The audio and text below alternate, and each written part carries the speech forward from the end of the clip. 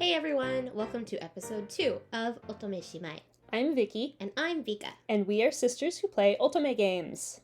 So, at the beginning of every podcast, we have decided that we are going to talk about who we are doing every week. So, Yes. Vka. Who are we doing this week? Who am I doing this week? Who are you doing this week? Okay, so I think at for our first episode, I was talking about how I was doing Color Times Malice. Mm-hmm. And I have started Shiraishi's route. Uh-huh. And I will be honest, I'm into it, but also really not into it because he is super annoying. And I don't know where this is going to go. I've just gotten to the middle of the route and that's kind of where I am. That's who I'm doing this week. So you like it because it's plot heavy, but you think he's really annoying. Exactly. Okay. Exactly. That makes sense. What about you? What about you, Vicky? Who are you doing this week? Who am I doing this week? I recently started a new route in Ikemen Sengoku. I started Shingen's route, and I haven't gone too far into it yet because he is so goddamn cheesy. And to the point where it just makes me cringe, like, who the hell is this dude? I'll have to look up some lines that he says and tell them to you guys because he's so cheesy. It drives me nuts. Is it like where you go to a bar and then someone comes to pick up on you and they give you a really bad one-liner and you're like, no, absolutely not. Yeah, it's like that, except for the fact that everything he says is the bad one-liner, and he's an extremely attractive man. So the MC in Ikemen Sengoku is just like, everything he says is terrible, but oh my god, I want to do him so bad. So that's who I'm doing this week. Okay, I can't wait to see those one-liners. Yeah, I will have to send them to you. Share them with us. I will.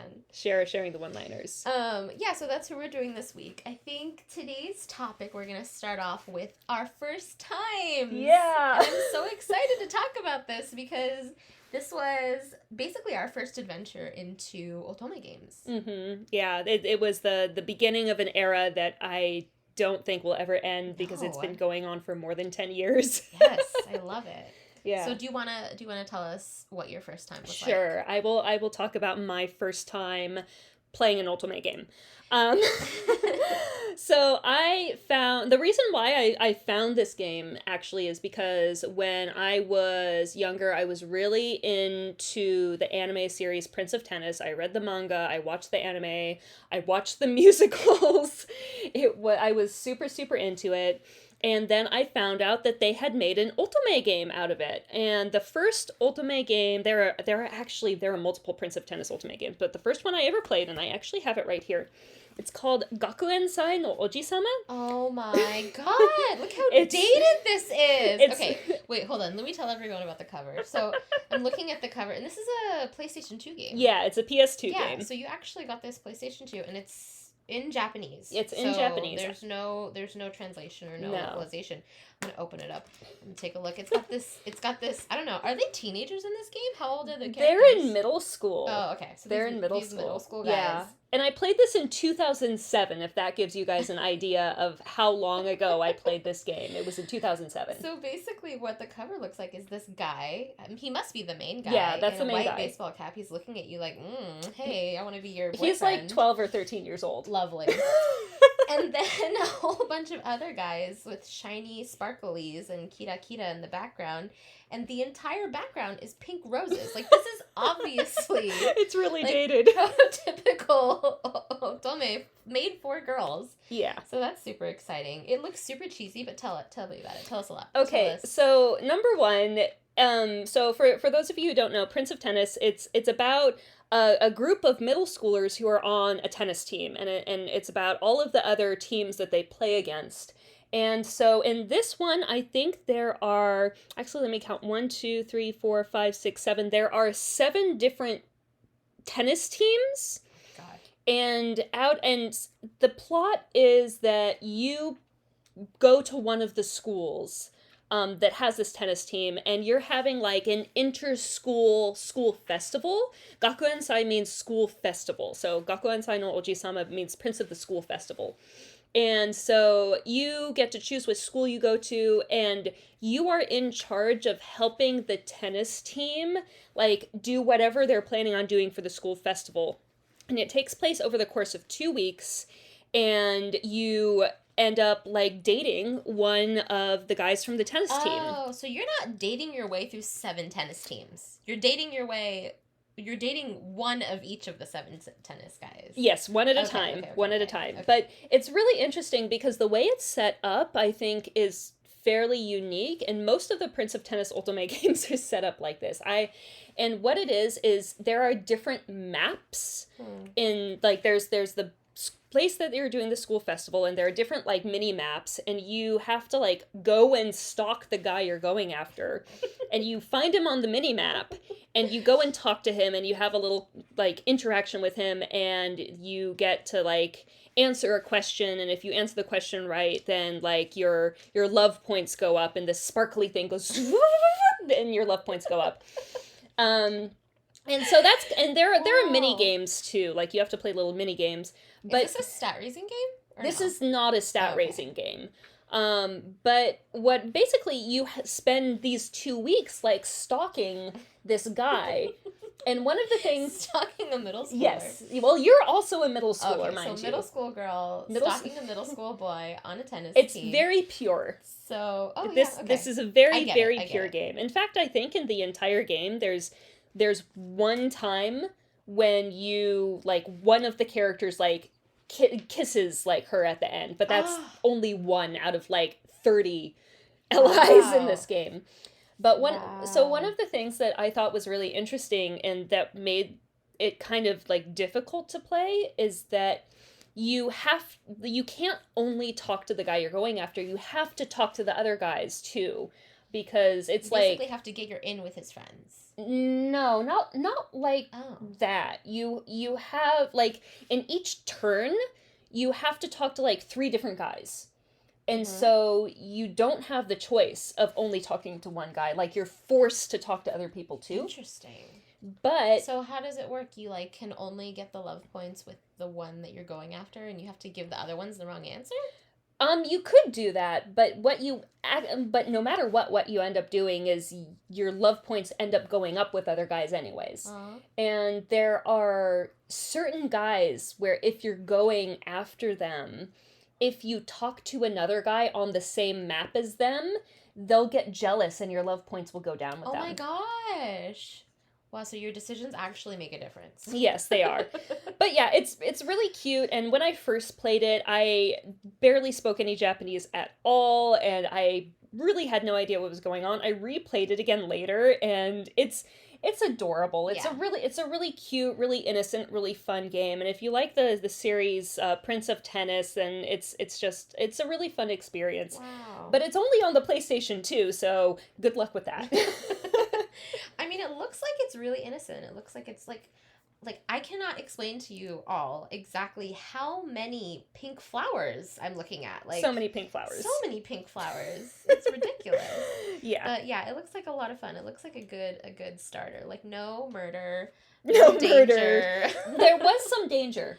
Oh, really? Yeah, there was some danger. There are situations where, like, the guy that you're going after will, like, save you from another guy hitting on you. And there's one situation where, like, you end up getting close to the guy and then his fangirls get mad at you and, like, try to, like, push, like, some lumber over onto you and he saves you and it's all romantic and he has to, like, tell his fangirls off. It's very tropey. It's a very tropey game. Yeah. That's so cute. Yeah, so that is my first Otome game, Gakuensai no Oji-sama, on the PlayStation 2. Nice. Yeah. So, Vka, what about you? When was your first time? So, I will say that this style, at least the Prince of Tennis style Otome games, isn't really fitting my aesthetic. Because when I first started playing Otome games, it was, like, much later. You said you played that in 2006? Yeah. So mine wasn't until, like, 2010, 2010, Oh, no. Actually, I think my first Otome game was after college? I think it was... Or during college? I don't remember. Did you say 2013? 2013? Yeah. Something like that. And you had already been playing Otome games for a while, Yeah. and I kind of got interested because they were starting to do more localization of like popular titles that you hear of from Japan. And so I decided that I really wanted to play Hakuoki, the Stories of Shinsengumi, which was the Hakuoki. localization of Demon of the Fleeing Blossom. And I think you were playing it at the time, or you had played it before me, something like that. Yeah, I had played it, and I was like, this is a really good game, and then it got localized. Yes, and then it got localized. So when it got localized, like, I was with my boyfriend, and at the time he had bought me the, like, special edition box set. I was so excited to receive that, because it's this, like, huge box set, and it comes with, like, these little cute accessories, comes with, like, a little comb, comes with, I don't even know, like, a little hairpin. It's just very, like, aesthetically pleasing Your type items. of thing. My type of thing, I suppose. And so I was really excited to play because I could also play it in English, in a language I know. That being said, like, playing Hakuoki was not like Prince of Tennis, I'm sure, because the whole story is about this girl who, her father's I think he's a doctor, right? Mm-hmm. And her father teaches her, how to, I don't know, do doctorly things. I don't even know. But he basically goes off and says, hey, I have to go be a doctor, And she's like, okay, write me. And he's like, yeah, I'll write you every day. And he writes her, but at some point the letters stop coming. And then she's like, oh no, like my father is in trouble. I gotta go find him. Yeah. And so she goes to like Kyoto, I guess it's Edo at the time. No, she lives in Edo. She lives in Edo. And goes to Kyoto. And she goes to Kyoto. And then they go back to Edo later. Something like that. Yeah. Yeah. A lot of Japan. A lot of Japan. So she goes there and she runs into these like really hot Shinsengumi guys. And they're like after her and they want her stuff. And she's like, no, you can't have it. So she follows them. And she ends up just kind of like coexisting with them. For years. Yeah, for years. And kind of like fighting for their cause with them. Mm-hmm. And a whole bunch of other stuff happens there too, are of problems. course. But that was the first game for me. And I was like really into it because not only was there this like romance aspect, which is, of course, a standard for Otome games.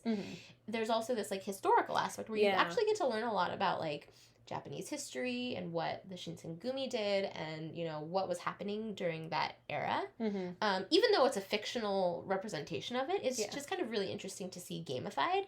And that was a lot of fun for me. Yeah. Yeah, I enjoyed it a lot. Yeah, and I think it's a really good thing to note that the story of the Shinsengumi is one that has been very romanticized. Oh, yes.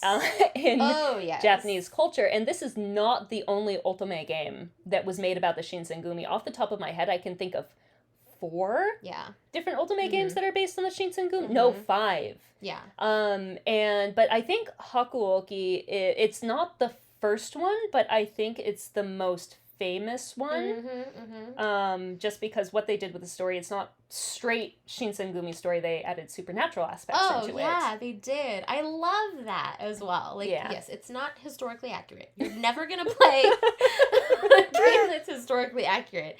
But I did love the fact that they turned into Rasetsu, or what did they call them in English? In English, it was Furies for some reason. That was absurd to me. I hated that. It was a stupid name. But that they turned into basically like these blood-hungering monsters, but they were like still sexy, super sexy. They just like their hair color changed and their eye color changed, but they were still beautiful men.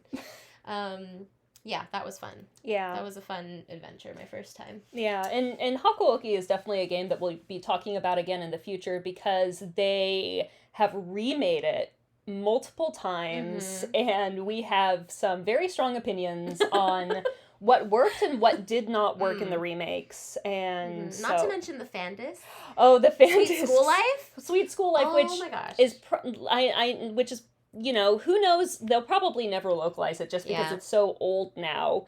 But there was a live action drama. There was a live action drama. There was an anime. Yeah, they like so basically the premise of Sweet School Life is you take the stories of the Shinsengumi, the men and Chizuru from the main, who is the MC, and you kind of port them into everyday Japanese life. Like they go to high school.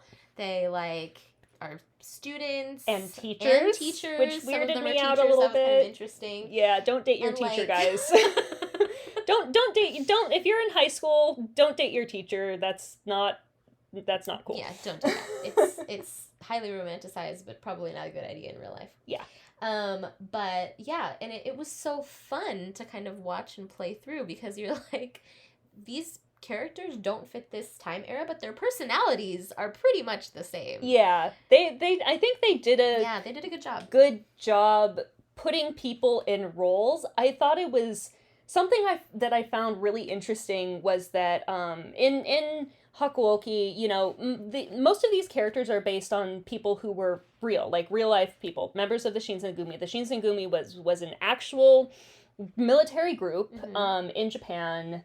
And so in the original game, they use like their original ages because it's like, oh, in this year, these are the things that happened. In this year, these are the things that happened. And then you go into Sweet School Life and they'll have a dude who's like 30 years old be a high school student and a dude who's like 24 be an instructor. And they did definitely typecast them. Yeah, they did not take that into account at all. Yeah. But that was fun. Mm-hmm. Yeah, and I'm sure we'll talk more about like the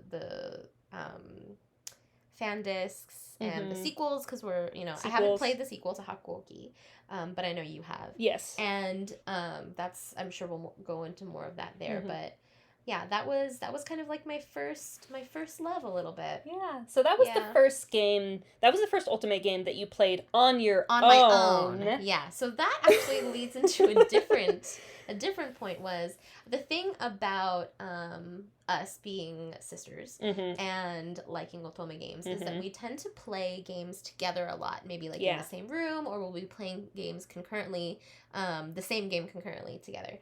And instead of like, having a book club where you read the same book, it's like Otome Club where you play the same Otome game. We'll talk. That's why we're doing this podcast. That's pretty much exactly why we decided to do this podcast, because we found ourselves playing the same game, talking about it all the time, just having these awesome conversations, and then we're like, somebody else might be interested to hear what this is about. I don't know. We'll see. Hopefully you guys are interested. Yeah. But so we do that a lot, and we have a joint first, actually. Yeah, we do. The first game that we ever played together. So we played this game. We completed this game in like a week and a half. And the reason why we had to do it in that time is because I lived in Japan for a while, and when I was living in Japan, I bought this game for the PlayStation 3. I did not own a PlayStation 3.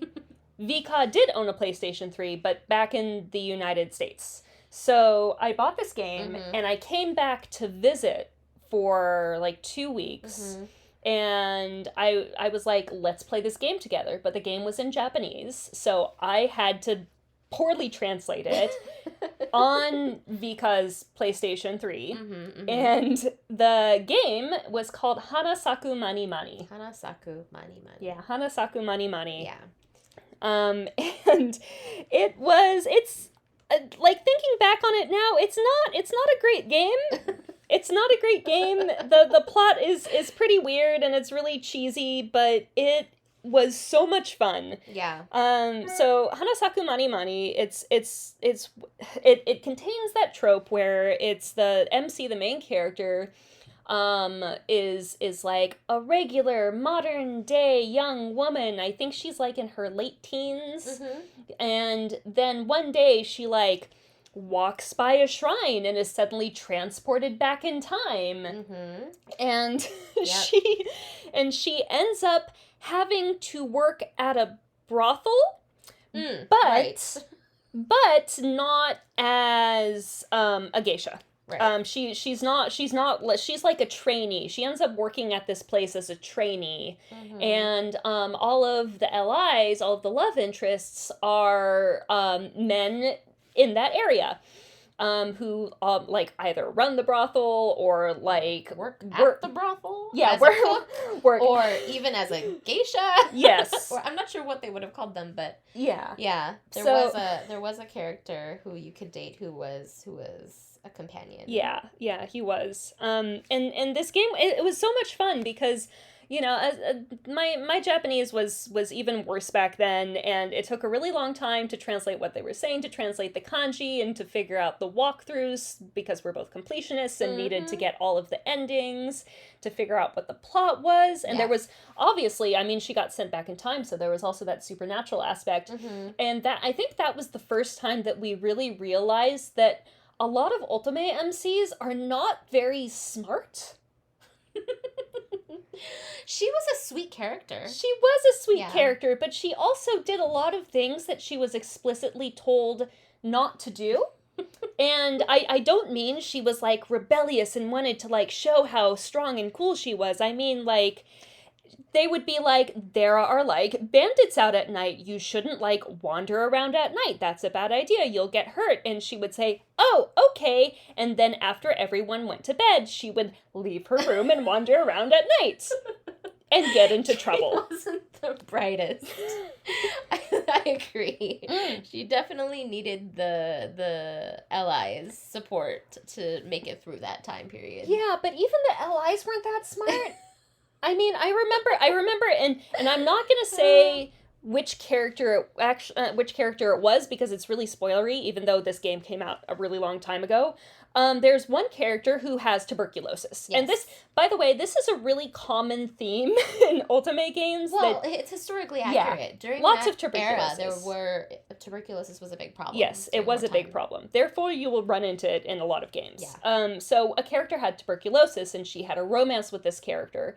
And she, like, basically, they want to go have sexy time. And he's like, oh, no, you can't do that because you'll get tuberculosis.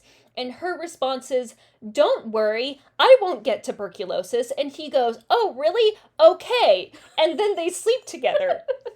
Because the power of love will prevent her from getting tuberculosis. I nearly forgot about that. Oh my gosh. Yeah.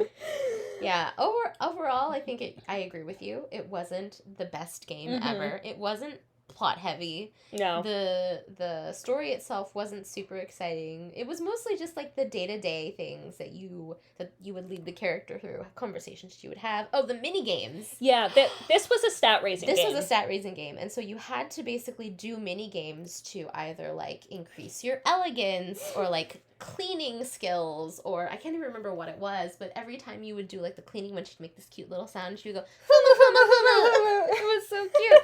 So every time we'd go and do one of the stat raising games, and we go, okay, it's Fuma time. Yeah, Fuma time. Fuma time. Fuma time. It was a lot of fun, and we did this together in the span of a week and a half. Yeah, a week and a half. Yeah. So I would come to Vka's room, like, almost every night, and we would play. You stayed over a couple nights. Yeah, and we would play until like 2 or 3 a.m. Yeah. And then, like, I was staying with our parents, and she was living elsewhere, and I would take like an hour and a half to drive home at 2 a.m. And thinking back on it, that probably wasn't the safest decision, but it did let us complete Hanasaku Mani Mani. Yeah, this was back in our youth. Yeah, our youth. But yeah, that was a fun experience. And I think that experience has just driven us to continue to play and like share with each other as well. Because whenever you're interested in a new game, I'm like, oh God, I want to play something too. I want to like live that experience as well and share with you. So, you know, a lot of what we're doing here and what we're sharing with everyone here is basically just sharing that experience and hoping that it's fun for more than just us. Yeah, exactly. Because it is. Ultimate games are so much more fun when you have someone to talk to. Yeah. And it's not even in a serious way. A lot of it just comes from joking around and being ridiculous. Because the games are kind of ridiculous. They're so ridiculous. And wonderful. And ridiculous. And really, yes, exactly. So there you go. I think that was, you know, a good discussion for what our first times were like. Yeah. We had our own first times, and we had our first time together. That's so weird. Yeah, that's so creepy. I'm going to pretend I didn't say that. Yeah, you didn't say that. Yeah, I didn't say that. Erase that from memory. So anyways, Yeah, thanks guys again for listening. This was fun, and I really hope that you enjoyed listening to us talk about our first times. If you play Otome games, please let us know what your first times were, or if you have any more questions about the games that we talked about. Yep.